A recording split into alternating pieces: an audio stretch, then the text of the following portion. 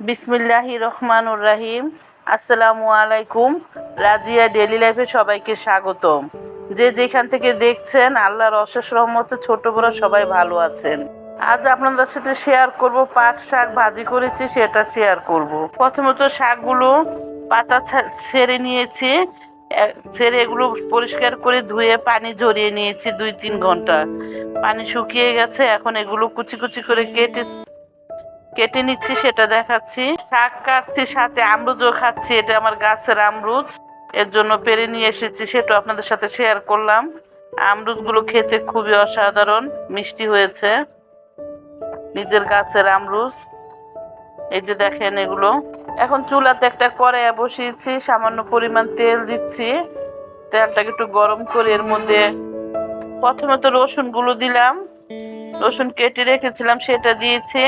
সাথে এখন পেঁয়াজ কুচি দিচ্ছি, সাথে 2-3টা শুকনা মরিচ কেটে দিলাম, ছোট ছোট করে কেটে নিয়েছি সেটা দিলাম।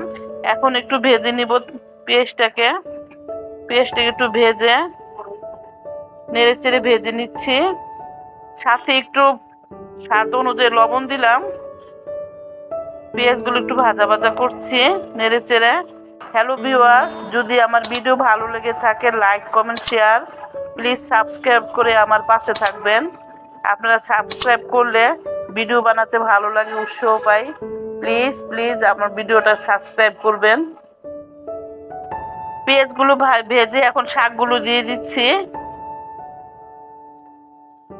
2 আটি শাক এনেছিলাম, এখানে 2 আটি শাক। এখন এগুলো উল্টে পাল্টে একটু নেড়ে চেড়ে ঢেকে দিব। সিদ্ধ হওয়া আগ পর্যন্ত এগুলোকে নেড়ে চেড়ে একটু একটু পর পর নেড়ে দিতে হবে। এভাবে আপনারা পাট শাক রান্না করে খেয়ে দেখবেন, খেতে অসাধারণ লাগে। পাট শাকে প্রচুর ভিটামিন আছে।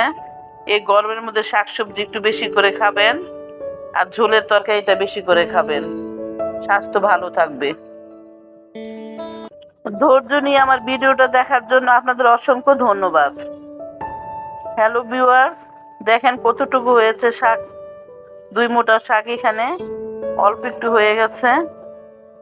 এখন একটু পরে এগুলো নামিয়ে নিব, সেটা দেখাবো আপনাদের, দেখতে এটা কেমন হয়েছে। হ্যালো ভিউয়ার্স, এই যে দেখেন শাকগুলো রান্না হয়ে গেছে। শাকগুলো ডিসপ্লে করছি, দেখতে কেমন হয়েছে। লুকটা দেখতে অসাধারণ লাগছে, এটা খেতেও খুবই মজা হয়েছে। আপনারা এভাবে পাট শাক রান্না করে খেয়ে দেখবেন, খেতে খুবই ভালো লাগে।